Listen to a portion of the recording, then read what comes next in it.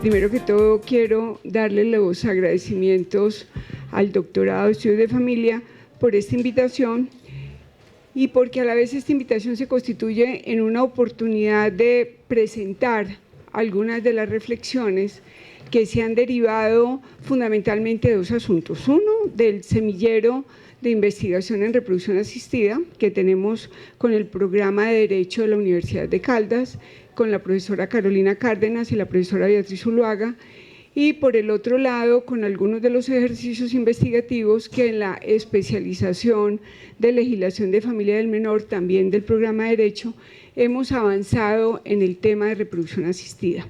Por eso quiero darles los agradecimientos al doctorado de darme esta oportunidad y espero indiscutiblemente que para el grupo de estudiantes del doctorado esto se constituya en un escenario de reflexión, las preguntas que voy a hacer indiscutiblemente de resistencia o también de apertura de otras preguntas a sus procesos de investigación y de igual manera a todas las personas que han venido, que espero que sea una oportunidad de conversación frente a lo que voy a plantear. Yo quisiera hacer unas precisiones frente a estas palabras o a esta conversación que voy a provocar. Y estas precisiones, en primer lugar, tienen que ver con desde dónde voy a hablar. Sigo insistiendo, y quizás muchas de las personas que están acá me han oído, las palabras no son neutrales, las palabras responden precisamente a un marco de referencia, a una formación, a una concepción de vida y de análisis que se tenga. Y desde ahí mi reflexión, si bien no desconozco que el parentesco es una categoría muy fuerte y de gran tradición en la antropología, indiscutiblemente en la sociología también. Entonces, por mi formación sociológica, voy a hacer una reflexión desde familia y parentesco, aportándome y parando en tres teorías: la teoría de la figuración de Norbert Elias, la teoría de la estructuración de Anthony Giddens y la teoría del riesgo de Bauman y de los Beck. ¿Esto por qué lo digo? Precisamente para los estudiantes del doctorado, que indiscutiblemente en sus procesos de investigación el referente de categorías analíticas pues tiene que tener un respaldo en un marco teórico, en unos corpus teóricos que permiten precisamente darle una consistencia a las reflexiones analíticas que se van a hacer. Y otro elemento de precisión que voy a hacer es que el análisis y el marco, digamos, de referencia al análisis de familia y de resignificación del parentesco, lo voy a poner desde el contexto contemporáneo actual y especialmente referido al modelo hegemónico, no homogéneo, de familia que corresponde al modelo nuclear, biogenético, con bilateralidad parental, a partir del matrimonio heterosexual. Yo quiero hacer énfasis en esto porque uno de los puntos que voy a desarrollar es precisamente desde el punto de vista de la diversidad, es decir, qué tiene que ver ese modelo hegemónico cuando se sustenta y cuando se fundamenta en ese modelo biogenético del parentesco. Y fundamentalmente, desde acá, entonces voy a plantear ese asunto del título. Cuando Gabriel me llamó a invitarme a esto, y estuvimos hablando precisamente de algunas de las cosas que estoy haciendo, entonces acogíamos, y él me sugirió que con base en ese trabajo sobre reproducción asistida y lo que estábamos haciendo. Y desde acá puse el título de resignificación, y voy a hacer también esa precisión. ¿Qué significa resignificar? Me voy para el Diccionario de la Real Academia de la Lengua, profesor Meil, que para nosotros es un referente, y resulta que la palabra resignificación no existe. Existe significar, existe significado. Y ese significado es lo que valora algo. Cuando se le pone el prefijo re, ¿eso qué denota? Un cambio de sentido, un cambio de valoración. Eso no es que aparezca otra cosa, es lo que existe, indiscutiblemente tiene otro sentido, se le da otra valoración. Y desde ahí por eso dije la resignificación del parentesco. En este contexto actual, social histórico en que estamos, y el profesor May lo ha insistido en estos días, de los profundos y expansivos procesos de individualización, de desenclave institucional, de liquidez de los vínculos, como diría Bauman, y de esa expansión de la desterritorialización y del desanclaje de las identidades. Entonces, la pregunta es por el parentesco, la pregunta es por la familia, la pregunta es por ese modelo hegemónico que se ha instalado en los marcos ideológicos, en el modelo emocional, en la construcción cotidiana del referente de familia. Entonces, ¿cómo lo ponemos? Entonces, lo que quiero plantear con la resignificación es precisamente eso, esa connotación que se le da a las valoraciones de parentesco y de familia que tenemos actualmente. Desde ahí voy a poner 3 notas, espero que me alcance el tiempo, voy a ir un poquito rápido, y quise poner 3 notas en esta reflexión. Primero, una aproximación a la denominación de familia y el lugar del parentesco en perspectiva sociológica. En segundo lugar, los cambios y transformaciones en el mundo familiar en clave de parentesco. Y en tercer lugar, la resignificación del parentesco como construcción sociocultural más allá del reduccionismo biológico. Dejé este último punto precisamente porque el parentesco en una visión convencional tiene un fuerte anclaje en ese modelo biogenético, fundamentalmente desde 2 puntos de vista, desde lo que son los procesos de adopción y lo que es la reproducción asistida, todas las técnicas y los procesos de reproducción asistida.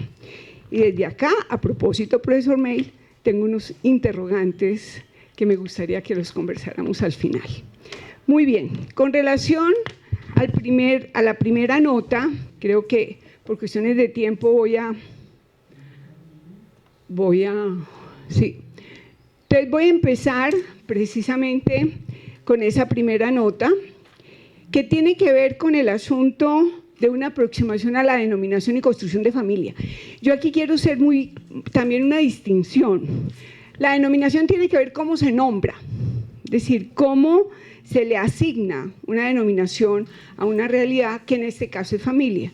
Y la construcción, porque esto también quiero llamar la atención en esto. Una cuestión es lo que nombra y otra cuestión es cómo se construye. Y desde aquí, precisamente el trabajo de Adriana, el trabajo de doctorado de Adriana, pone ese acento, pone esa clave para los estudios de familia, y es de que familia no es, sino que familia se construye. Entonces, desde aquí, ¿cómo voy a poner el tema de familia? Y quiero ponerlo precisamente en los trabajos que he ido adelantando. Yo quiero poner el tema de familia como una categoría genérica. Cuando yo estoy hablando de familia, es una categoría, y es una categoría que tiene un respaldo conceptual en las diferentes disciplinas, y en este caso en sociología la voy a poner como una forma particular de habitabilidad humana en torno a la institucionalidad situada de 5 dimensiones: la sexualidad, la procreación, la convivencia, y quiero que lo vean porque tiene una rayita, la sobrevivencia y la corresidencia. Quiero insistir en estas 5 dimensiones, porque estas 5 dimensiones están en cualquier momento de la historia y en cualquier expresión cultural. En cualquier orden cultural están esas 5 dimensiones.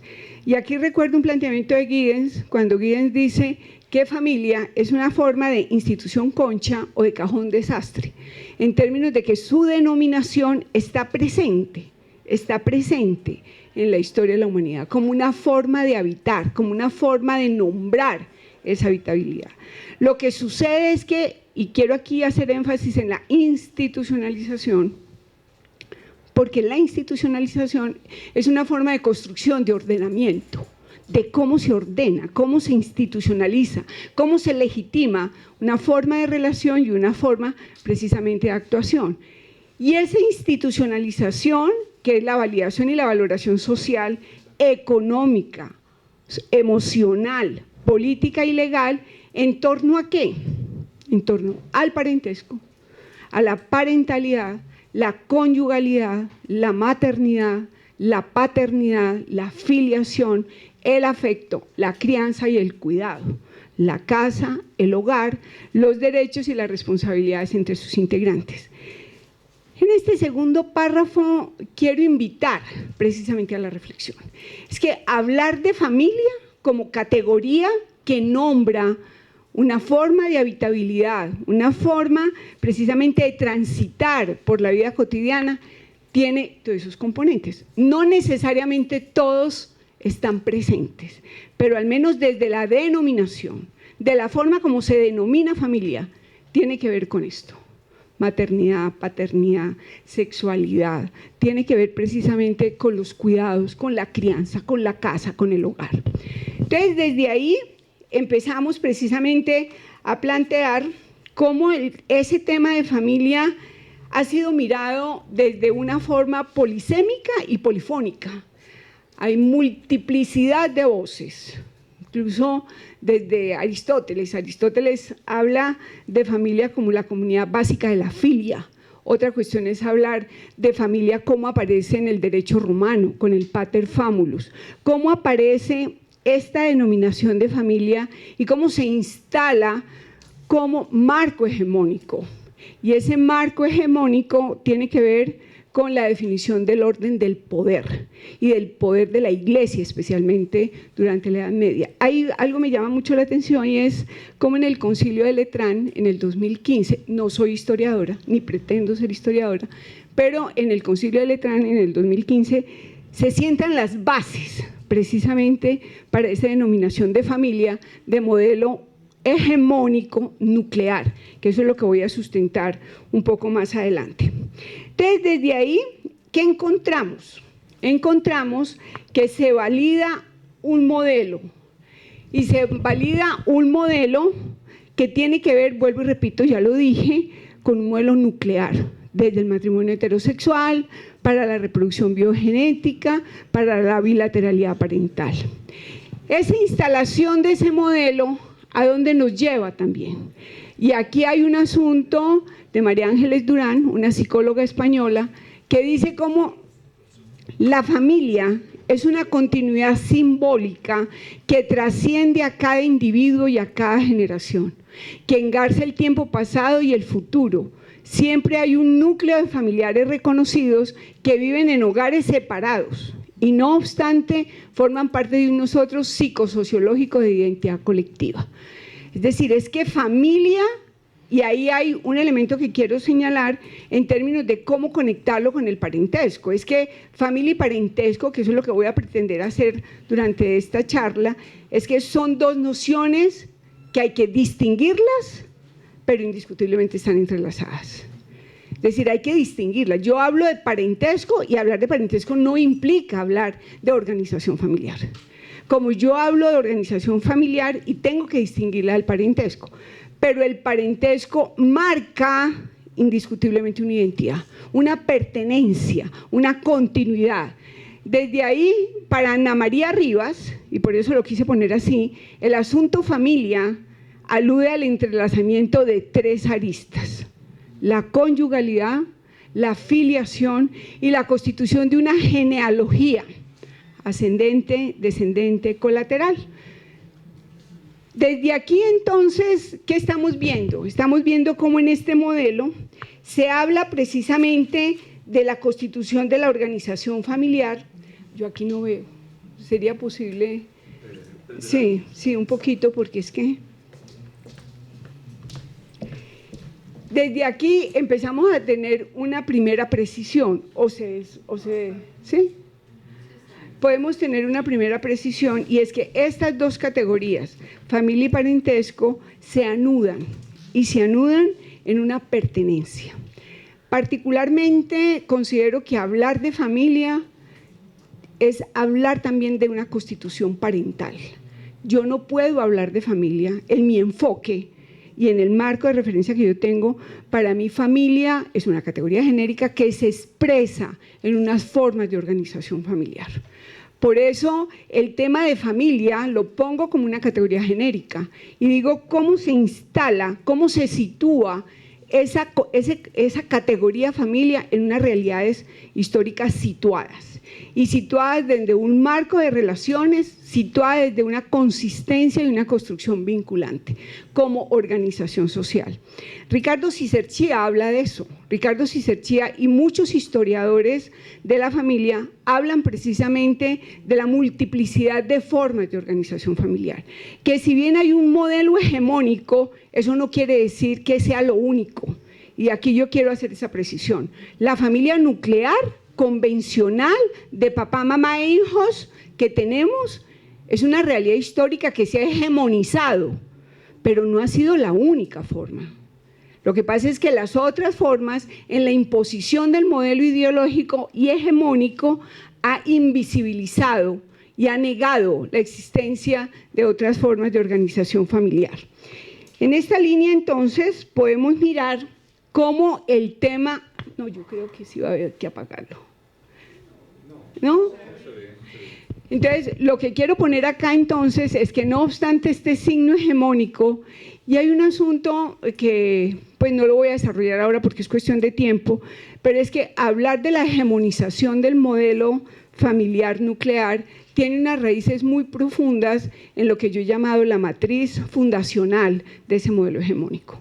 Y esa matriz fundacional tiene 3 mitos, que es el mito de la partenogénesis o mito bíblico, el mito mariano, que es el mito que respalda la santificación y sacramentalización de la madre no hay sino una, y lo que tiene que ver con el mito de la Sagrada Familia, que fue instalado en el siglo XIX, especialmente con los papas Pío IX y León XIII.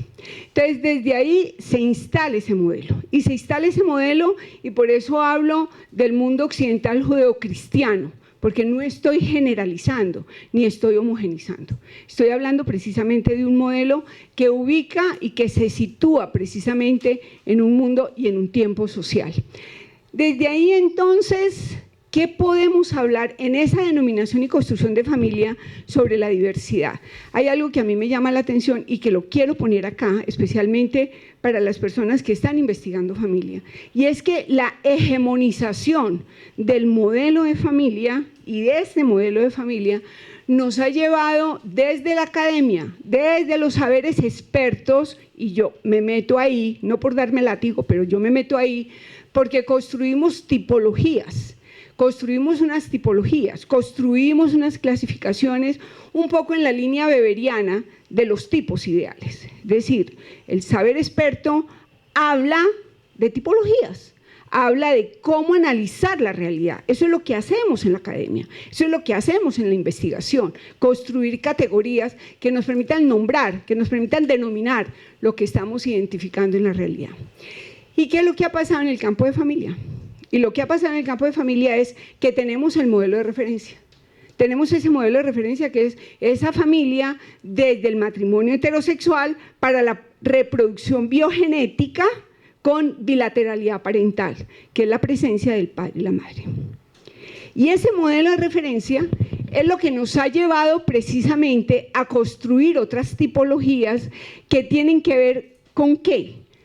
Con la sustracción, la sustitución, el desplazamiento, la incorporación o la agregación de parientes o integrantes del grupo familiar. Y lo voy a poner en coquito, como digo yo en mis clases. Cuando hablamos de familia monoparental, esa tipología de familia monoparental, ¿a qué se refiere? A que falta uno. Cuando estamos hablando de familia extensa, ¿qué estamos diciendo? Agregados. Cuando estamos hablando de familias reconstituidas simples o reconstituidas compuestas, o cuando estamos hablando de familias ensambladas, es decir, detrás de esas denominaciones está el modelo de la familia nuclear, está ese referente de la familia. Por eso hablamos de familias completas, de familias incompletas, que todavía en el censo se habla de familias incompletas, o peor aún, en el campo de la politización del tema de familia, hablamos de familias adecuadas. Y en el campo de las problemáticas, de familias disfuncionales. Entonces, cuando utilizamos esas denominaciones de funcional, disfuncional, monoparental, extensa, nuclear, completa, incompleta, pongan la atención, y detrás de eso indiscutiblemente está el modelo hegemónico de referencia. Y ese modelo de referencia es el que se ha instalado en nuestra concepción, en nuestro ordenamiento cultural. Entonces, desde ahí, que era lo que quería plantear en términos de cómo construimos y cómo jugamos con esas tipologías. Esto con relación a familia.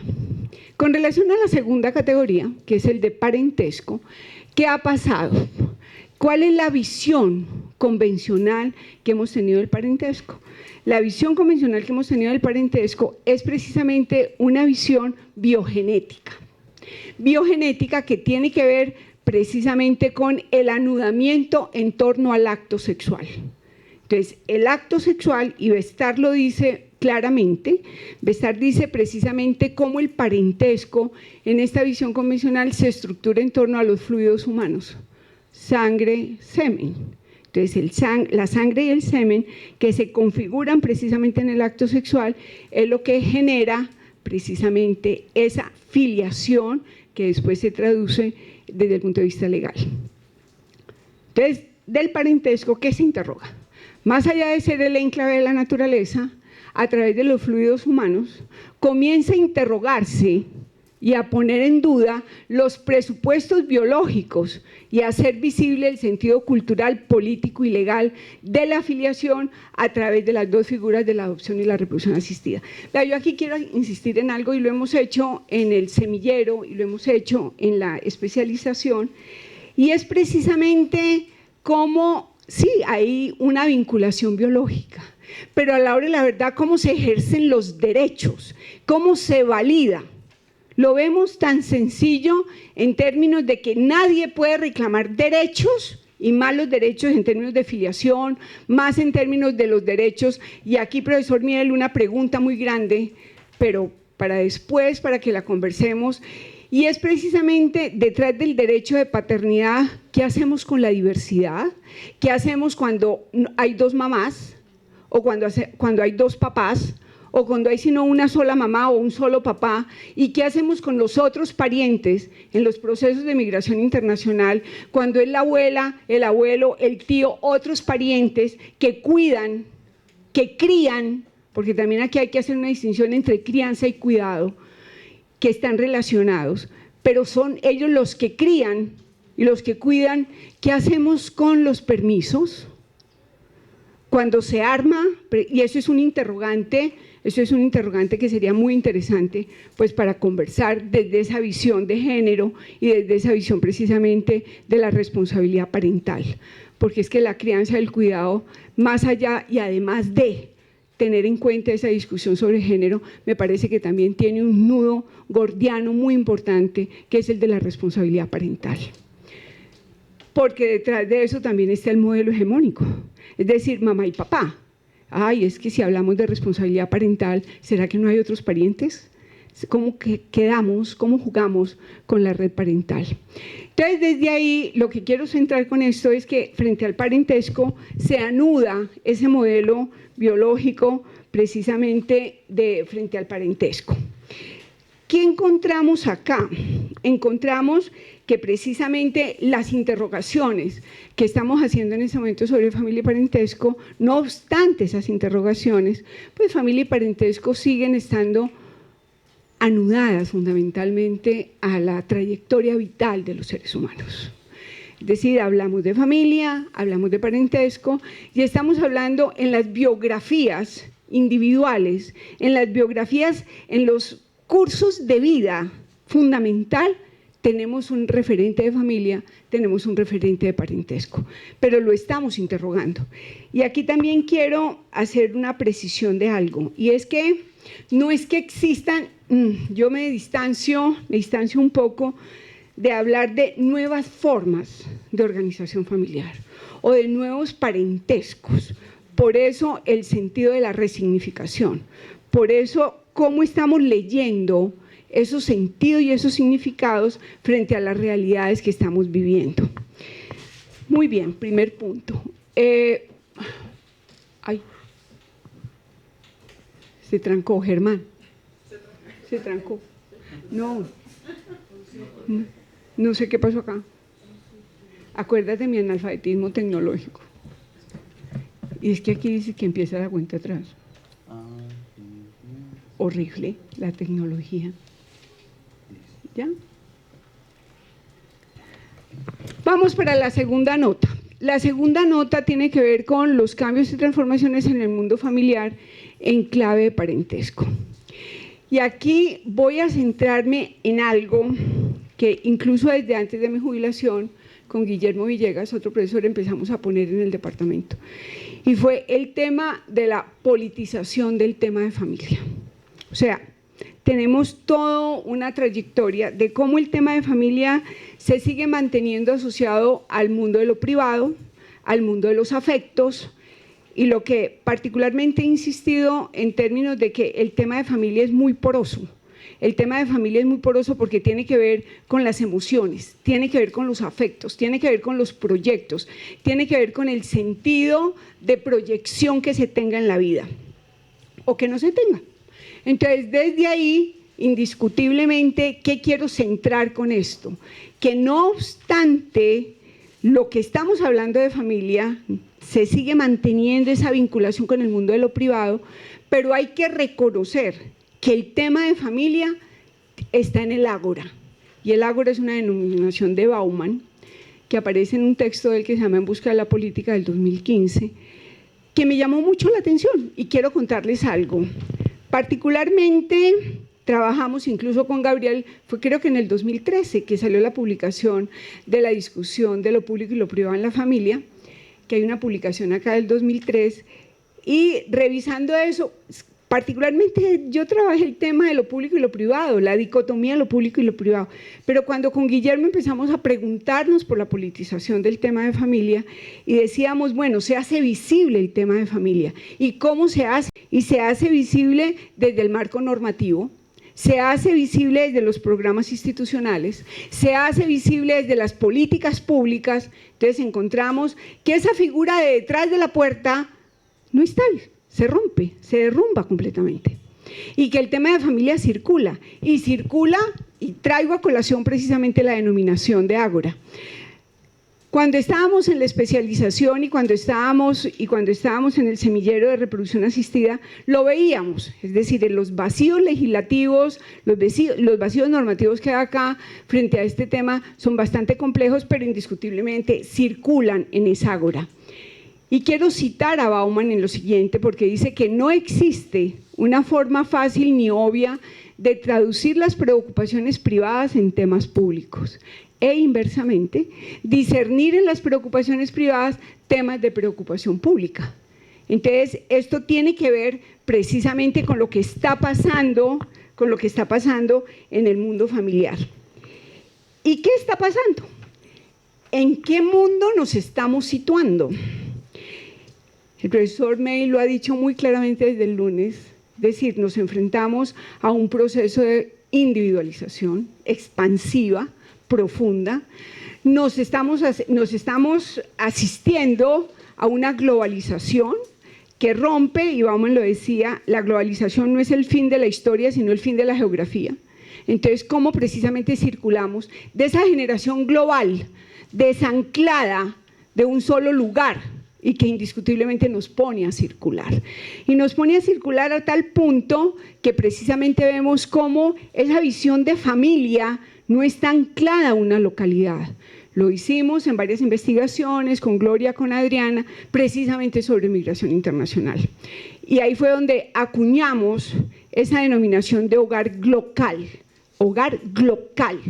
y el hogar glocal como articula ese escenario familiar virtual que Zulema, a propósito, lo trabajó en su tesis doctoral desde el acto educativo. ¿Qué encontramos entonces? Encontramos, para mirar esos cambios, quiero señalar 4 aristas: el efecto colateral del envejecimiento poblacional, la expansión e instalación de una lógica de vida individual, la focalización de la profunda revolución cultural y la expansión del enfoque y la narrativa de derechos. Frente al primer punto, Gabriel lo ha dicho y lo ha investigado mucho, ¿qué pasa con los cambios demográficos? ¿Qué pasa con el incremento de la esperanza de vida, de la expectativa de vida, incluso no solamente aquí en Colombia, sino en América Latina y en el mundo entero? Si ustedes recuerdan, hace poco, hace unos 2 meses aproximadamente, empezaron a salir los datos del censo con todas las interrogaciones que les podamos poner. Se desaparecieron como 5 o 6 millones de personas aquí en Colombia, que es bastante curioso, pero indiscutiblemente también hay unos cambios poblacionales, y hay unos cambios poblacionales que tienen que ver, uno, con el envejecimiento poblacional, con el cambio en la pirámide poblacional y fundamentalmente con el crecimiento del grupo poblacional de viejos y viejas. Es decir, somos muchos, cada vez somos más los viejos y viejas, que esto demanda atención en el Estado, eso demanda políticas precisamente de atención a esa población. Pero si le ponemos el lente a la familia, la pregunta es ¿cuál? Si cruzamos ese envejecimiento poblacional, ese incremento de la población vieja, ¿qué tiene que ver eso con familia? Pues tan sencillo como eso. ¿Qué está pasando con los procesos de cuidado para las personas adultas mayores? Cuando hay un choque, indiscutiblemente, de la visión cultural de la familiarización del cuidado. No estoy hablando de crianza, estoy hablando de cuidado. Cuando estamos hablando que hay una interrogación frente a eso y se está planteando 3 asuntos que los trabajamos: la desfamiliarización, la desmaternización y la desfeminización del cuidado. Y esos 3 elementos de la desfamiliarización, la desmaternización y la desfeminización están amarrados ¿a qué? A la mercantilización del cuidado. Y la mercantilización que tiene que ver con los hogares geriátricos, que tiene que ver con el pago precisamente del cuidado a las personas adultas mayores, y sobre todo cuando se atraviesan a las personas adultas mayores asuntos de su autonomía y de su independencia. Es decir, esto es una pregunta que hay que hacer en este momento, porque no se trata solamente de decir es que la familia lo abandonó, o tan malos los hijos o las hijas. Más que hacer esos calificativos morales de tan malos los hijos y las hijas que dejaron al viejito o a la viejita, hay que preguntar, ese viejito y esa viejita cuando estaba jovencito, cómo construyó su relación y su vinculación familiar. En segundo lugar, la expansión e instalación de una lógica de vida individual.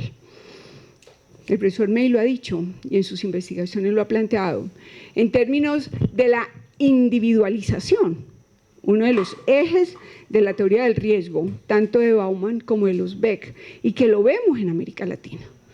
Es decir, los procesos de individualización me han llevado a generar una pregunta, y es lo que ha pasado con el indicador de la corresidencia familiar. Y la corresidencia en términos de que ya estamos viendo que cuando hay hijos e hijas, cuando hay una relación de filiación, estos hijos e hijas enfrentamos el proceso de crianza, enfrentamos el proceso de cuidado frente a dos ejes, y es el de la autonomía y el de la independencia. Y uno de los indicadores de la autonomía y la independencia es precisamente tener una corresidencia propia.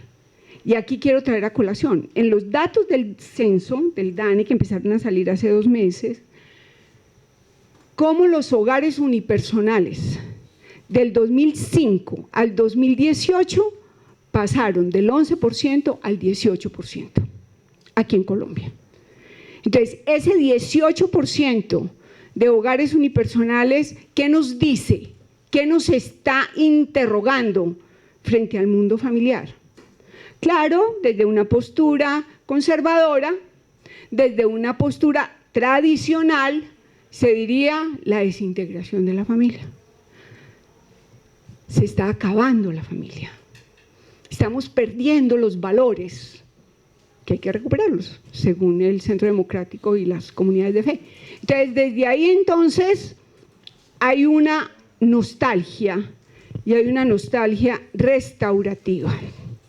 Y la nostalgia restaurativa es precisamente esa, recuperar el pasado, recuperar los valores, porque, como lo decía un personaje del Consejo aquí en Manizales, hay que privilegiar la familia nuclear convencional. Si queda alguna cosita, pues a los otros, pero hay que atender, en primer lugar, esa forma de organización familiar. O no, la familia, ni siquiera habla de forma de organización, sino la familia. Entonces, el hogar unipersonal nos pone precisamente también en interrogación. Nos pone precisamente qué es lo que está pasando con el tema de familia, con el tema del parentesco. La focalización de la profunda revolución cultural. Y esa profunda revolución cultural la quiero poner recordando a Agnes Heller, que hace poco murió. Agnes Heller precisamente decía que mientras las revoluciones políticas estallan, las revoluciones culturales se producen. Son ritmos de tiempo distintos.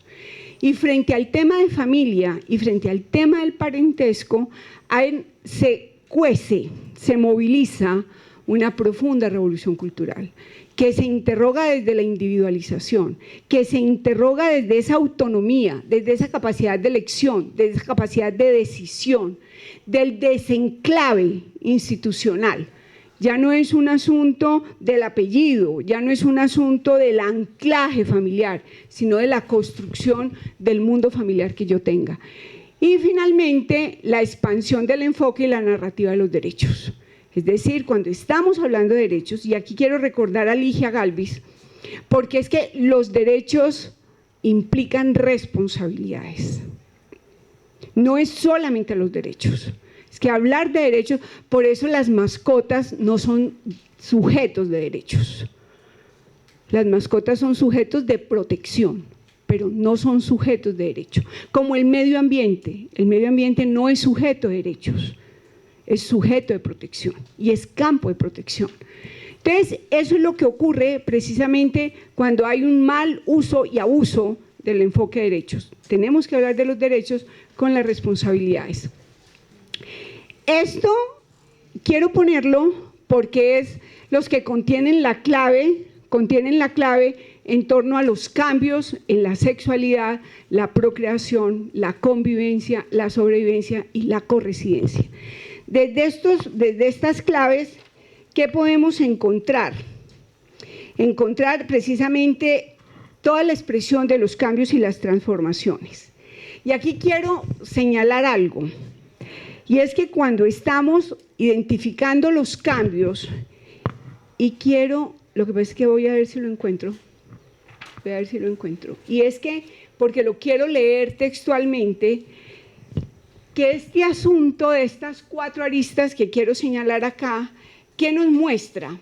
Nos muestra una fractura de ese modelo hegemónico, no porque la familia nuclear no exista, tiene que seguir existiendo, pero el asunto es que pierde su referencia como modelo único. Desde ahí, ese paisaje de la seguridad natural que nos daba el modelo hegemónico se fractura con la presencia, y aquí lo voy a leer despacio, con la presencia de diversas parejas o personas heterosexuales, homosexuales o bisexuales que reclaman el derecho y tienen el deseo de constituir familia.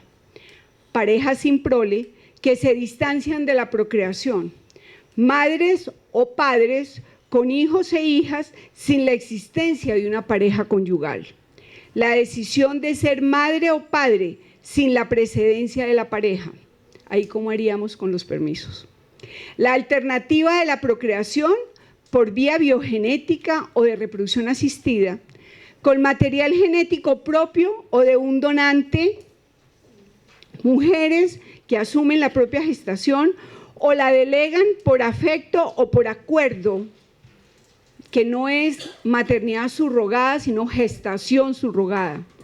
La filiación y la decisión de la paternidad y la maternidad como alternativa de la adopción. Familias conformadas con hijos e hijas de uniones anteriores de la pareja y con otros propios de la actual relación. Parejas que optan por una convivencia no compartida en el mismo hogar, que lo denominamos hogar SLAT o pareja SLAT, y por vivir en lugares geográficos separados, construyendo hogares locales. Es decir, el paisaje familiar es muy amplio. El paisaje familiar no es solamente el papito, la mamita y los hijitos. El paisaje familiar es muy amplio y es diverso. Pero, ¿qué es lo que ocurre cuando vemos este paisaje familiar? Este paisaje familiar, entonces nos pone en un asunto, y es en el asunto de la crisis. Entonces, aparece indiscutiblemente la pregunta por la crisis. Hay unos cambios, hay unas transformaciones, pero aparece la crisis. Y cuando hablamos de la crisis, ¿qué hay? ¿Cómo se asocia la crisis? Entonces la crisis se asocia con un derrumbe, se asocia con una tragedia, con un drama, se asocia con la pérdida de los anclajes, con la incertidumbre de lo que ya tenía, que ya no lo tengo, y entonces se le amarra ese calificativo de moralidad religiosa. Y desde ahí la alternativa es la recuperación del pasado. Y es lo que Bauman denominaba la nostalgia restaurativa. Entonces hay que recuperar el pasado. Entonces las investigaciones, los procesos de intervención, las terapias, todos los procesos de programas institucionales, el marco normativo, tiene que dar para recuperar el pasado, salvaguardar la memoria y la historia. Porque lo que está pasando ahora es muy grave. Se está desintegrando la familia. Y al desintegrar la familia, se desintegra el orden social. Porque mantenemos todavía ese anclaje, esa visión de que la familia es la célula básica de la sociedad, de que la familia es el núcleo de la sociedad, pero no familia cualquiera, sino esa familia nuclear convencional. Entonces tenemos la nostalgia restaurativa, pero resulta que es tal la dimensión de la realidad, que los cambios están ahí presentes, que la transformación que se instala en el ordenamiento legal, la jurisprudencia en este país es riquísima en el tema de familia. Aunque hayan otras personas y fuerzas políticas que pretendan anularla y echarla para atrás. Entonces tenemos frente a esta dimensión de la realidad, de los cambios familiares, tenemos una segunda denominación que le he puesto como la nostalgia adaptativa. Es decir, claro, no podemos echarnos para atrás, nos tenemos que adaptar a lo que hay. Entonces, desde esa adaptación, desde esa nostalgia adaptativa, entonces, ¿qué tenemos que hacer? Pues adáptese y sale el discurso del empoderamiento. Entonces, empoderémonos, y especialmente las mujeres. Si usted ya no tiene marido, no va a conseguir marido, pues entonces saque la fuerza que tiene adentro. Entonces, se aparece el uso de la denominación de empoderamiento, que se trae aparejado con la resiliencia. Entonces, hay que ser resilientes, hay que superar los embates de las tragedias. Entonces, adáptese a las condiciones nuevas que tiene. Y eso son trampas en los procesos de intervención en el mundo familiar. Porque y detrás de eso, entonces, es la incompletud, es el hecho de que es el enfoque del déficit, es decir, ya no lo tenemos, entonces indiscutiblemente nos tenemos que acomodar a la realidad que tenemos para ver entonces qué podemos empoderarnos. Particularmente no me gusta esa palabra, porque la veo con un contenido pues fundamentalmente convencional. Por el otro lado entonces, ¿qué estamos viendo? Estamos viendo que la crisis. ¿Cuál es la crisis? La crisis es recuperar el pasado, adaptarnos a lo que hay, o si la crisis, y hay un poco aquí, yo quiero citar a un sociólogo italiano, seguramente usted lo conoce, profesor Miel, que es Pier Paolo Donati. Pier Paolo Donati dice precisamente cómo el cambio y cómo la crisis tiene que ver con un momento de toma de decisiones. Más que la recuperación del pasado, más que la adaptación, indiscutiblemente que la crisis la podemos ver como el tiempo de la toma de decisiones. Y una toma de decisiones que tenga otro giro. Y yo pregunto, y les dejo a ustedes también esta pregunta en este segundo punto, es que el asunto de la crisis tiene que ver ¿con qué? ¿Con recuperar el modelo hegemónico de familia? ¿Por qué la amenaza? ¿Por qué el miedo a reconocer la diversidad de las formas de organización familiar? Y aquí quiero poner también otro debate, que lo estoy poniendo en los escenarios en que pueda poner. Es que el problema de la diversidad no está en la S, no está en el asunto de que la diversidad es ponerle S a familia. Entonces, como estamos hablando de familias, entonces estamos reconociendo la diversidad. Revisen eso, porque el problema de la diversidad no está en la S. La familia es una categoría que alude a una forma de organización familiar, a una forma de organización social. Y el asunto de la S es en los procesos. Claro, estoy interviniendo múltiples familias, pero es la diversidad, precisamente las formas de organización familiar, donde me está poniendo la diversidad, no la S, no la S. Y esto quisiera en alguna oportunidad, si es posible, tener el debate, porque el problema no es la S, el problema es el reconocimiento de la diversidad de las formas de organización familiar. Y la S no garantiza eso, porque familia tiene precisamente esa denominación genérica, el anclaje en ese modelo hegemónico. Finalmente, en la tercera nota, creo que me pasé. La tercera nota tiene que ver con la resignificación del parentesco como construcción sociocultural más allá del reduccionismo biológico. Desde acá, entonces, quiero centrarme en esta cita de Bestar, que Bestar dice que esa conexión cuando estamos hablando de familia y parentesco, tiene que ver fundamentalmente con la el parentesco tiene que ver con la consanguinidad, con la afinidad y precisamente con la constitución de la filiación. Para Bestar, esta conexión pone dos cuestiones. Por un lado, el debate en la relación naturaleza-cultura, y por el otro, la metáfora sobre el signo de la reproducción humana y el origen de la familia, en la alianza heterosexual, conyugalidad, y en el cuerpo y el útero de la mujer como la tierra abonada y el hombre como sembrador de la semilla. La metáfora es la metáfora fundacional, y es la metáfora fundacional de la familia nuclear convencional, que incluso se nutre fundamentalmente en el mito de la partenogénesis, en el mito bíblico, en la figura del Dios creador de Adán y de Eva.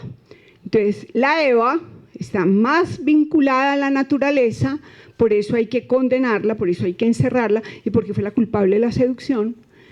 Y al Adán tiene una línea directa con el Padre, que es el divino, que es el creador, que es el poder divino.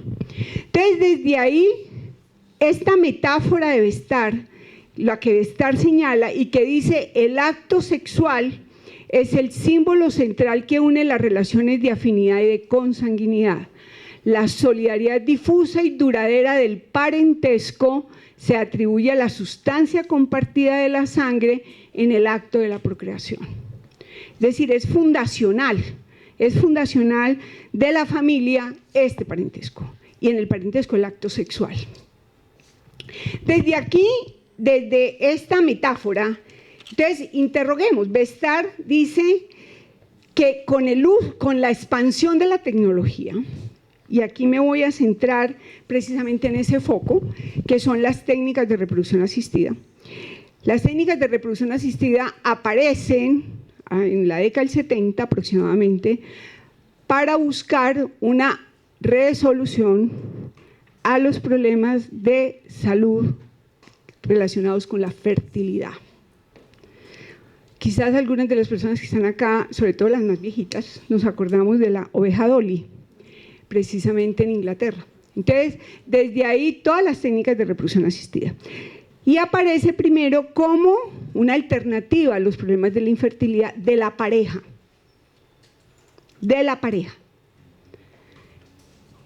Entonces, es el sometimiento a ese tratamiento, bastante costoso por demás, con todas las dificultades en este momento en los sistemas de salud, aquí en Colombia, con toda la dificultad que tenemos. Pero entonces, detrás de eso, en ese momento, en ese primer momento, resulta que era el derecho a ser padre y madre, pero el derecho de ser padre y madre como pareja. Porque como tenían, y esto se ponía como un asunto de problemas de infertilidad. Eso lo vimos en las entrevistas que se hicieron en las clínicas precisamente de fertilidad que entrevistamos. Pero si ustedes recuerdan, una de las aristas que yo puse tiene que ver precisamente con la narrativa de los derechos, con estas acciones colectivas, con estos movimientos sociales que empiezan a recorrer no solamente el país, sino América Latina y el mundo entero, Y entonces, unido a los procesos de individualización. Entonces, el asunto de la familia, que no es la pareja, sino que se da un desplazamiento y empieza a aparecer la opción individual, libre y voluntaria de yo ser mamá, y para eso no tengo que tener pareja. Yo soy hombre y yo quiero ser papá y no tengo pareja. Entonces se empieza a abrir ese paisaje, se empieza a abrir ese panorama.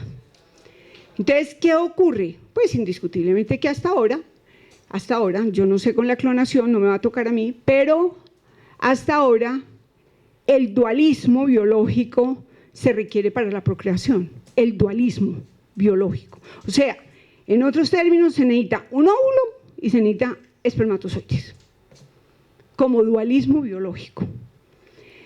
Pero como la maternidad, la paternidad son construcciones culturales que se definen legalmente, entonces se abre un panorama. Y se abre un panorama cuando las personas solas quieren ser papá o mamá, sin necesidad de pareja. Cuando las personas en su proceso de constitución de identidad de género marcan la diversidad desde el punto de vista de su orientación sexual, desde el punto de vista del género. Entonces, ellos y ellas también tienen derecho. No se pueden excluir de ese derecho. Entonces, ¿qué ocurre? Las técnicas de reproducción asistida son una opción, que también tiene que ver precisamente con esos cambios en el mundo familiar. Es decir, es que el mundo familiar no es papá, mamá e hijos. La familia va más allá, es diversa en eso. Y no es porque si no hay papá y mamá se está acabando la familia. No, hay otras opciones. Lo que pasa es que han sido negadas desde el ordenamiento cultural. Entonces, desde ahí, las técnicas de reproducción asistida marcan una opción. Y marcan una opción abriendo el panorama. No sé si Carolina está acá, no.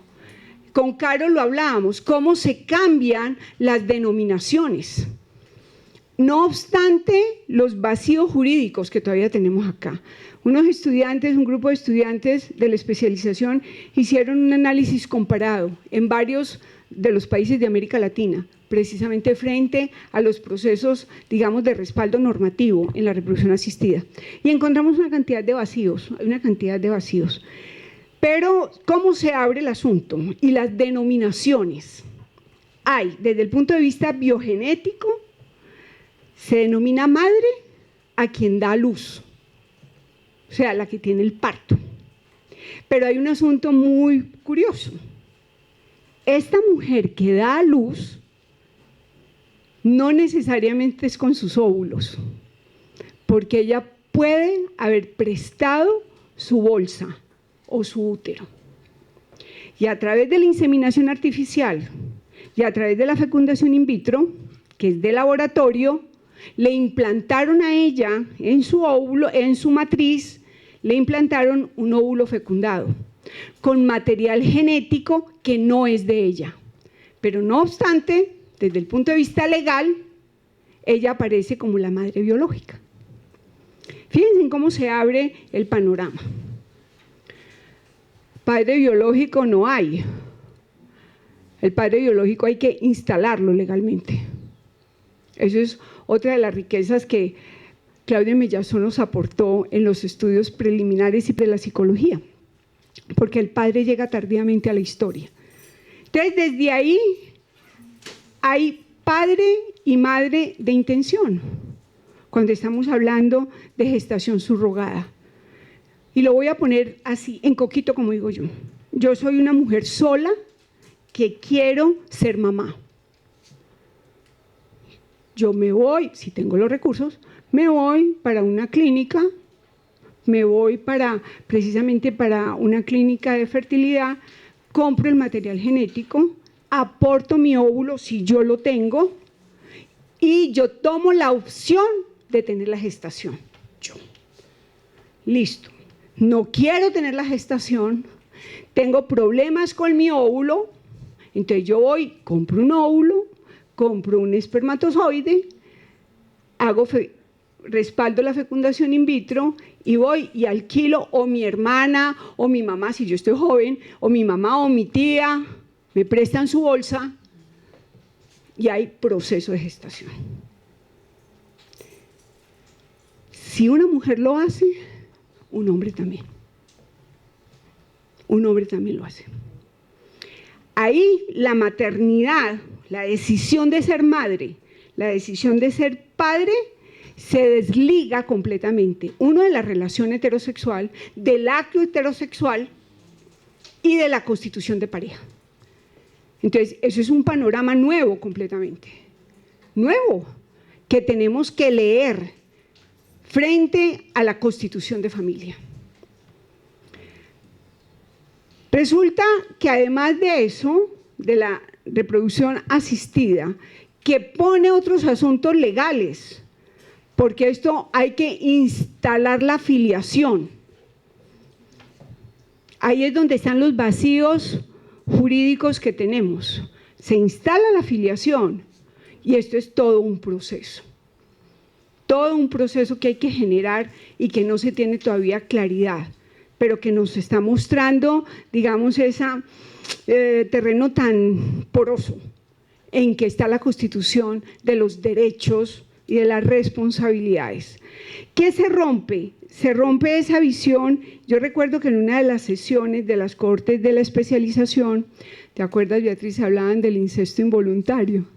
Entonces, que el incesto involuntario, hicimos todo un debate precisamente con ese asunto del incesto involuntario. Venga, es que ¿qué es el incesto? Y empezamos a desentrañar precisamente en la reflexión del parentesco, y el parentesco arrastra una tradición convencional biogenética, pero el parentesco es una construcción sociocultural y legal.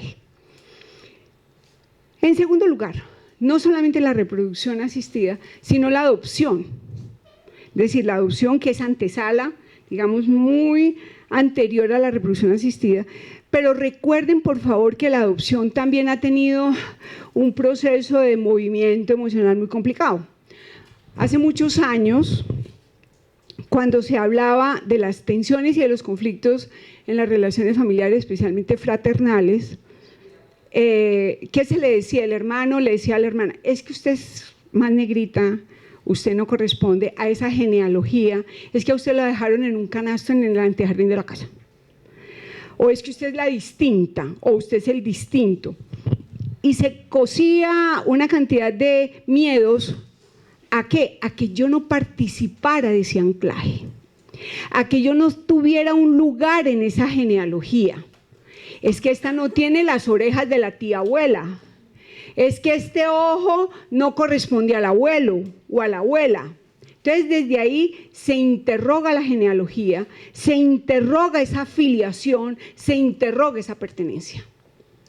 ¿Qué ha ocurrido? Con esas aristas que mencionaba ahora, se interroga la genealogía, se interroga el parentesco desde el punto de vista biogenético, y la adopción da otras opciones.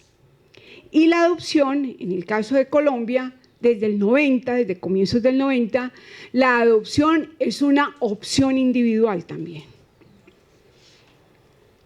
Que precisamente hace 2 años, en el 2017, Vivian Morales y el Centro Democrático y las comunidades de fe intentaron echar para atrás, existiendo ya esa jurisprudencia y ese derecho a la opción individual.